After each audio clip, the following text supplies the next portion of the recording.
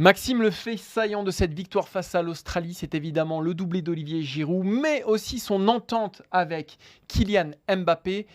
Écoute, on a l'impression que les deux hommes, désormais, sont les meilleurs amis du monde. Ouais, individuellement, on n'a pas appris grand-chose sur Olivier Giroud, qui est une redoutable machine à but. On le savait déjà. Mbappé, qui est aussi une machine à but. Il y en a eu un de moins, mais il a marqué de la tête. Et aussi cette force pour créer des différences.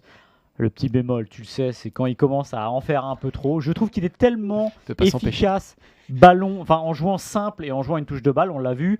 Voilà, des débordements sont formidables. Il y a des fois le petit crochet de trop, mais encore une fois, bon, s'il marque à tous les matchs de la Coupe du Monde, je ferai fi de ça. Voilà.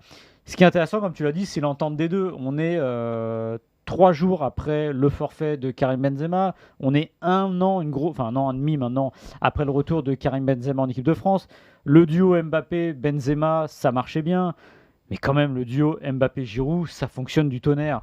Parce qu'on a deux joueurs qui, pour le coup, sont vraiment complémentaires. Là où Benzema et Mbappé se distinguent par un talent commun et une force au-delà de la moyenne, on a là deux joueurs qui sont différents mais qui s'emboîtent parfaitement parce qu'on a l'impression, Martin, que Mbappé a fini par adouber Olivier Giroud, ce qui n'était pas une évidence. Et ça s'est passé devant les micros avec ce fameux pivot, ces déclarations sur... Merci le Paris Saint-Germain, finalement. Merci le Paris Saint-Germain, exactement. Mais là, on a l'impression, effectivement, ça fait quand même un bout de temps qu'ils jouent ensemble. Depuis les débuts d'Mbappé, finalement, il y a eu Giroud. Et c'est simplement une parenthèse d'un an et des brouettes avec Karim Benzema qui a mis Giroud un peu plus dans l'ombre. Mais même avant que Benzema arrive, à la Coupe du Monde 2018, on avait pas l'entente sautait un peu moins aux yeux. Non, ils étaient sur la même ligne, mais on peut pas dire qu'il y avait une entente formidable. Voilà. Mais c'est la suite de ce qui s'est passé ces derniers mois avec Olivier Giroud et Kylian Mbappé.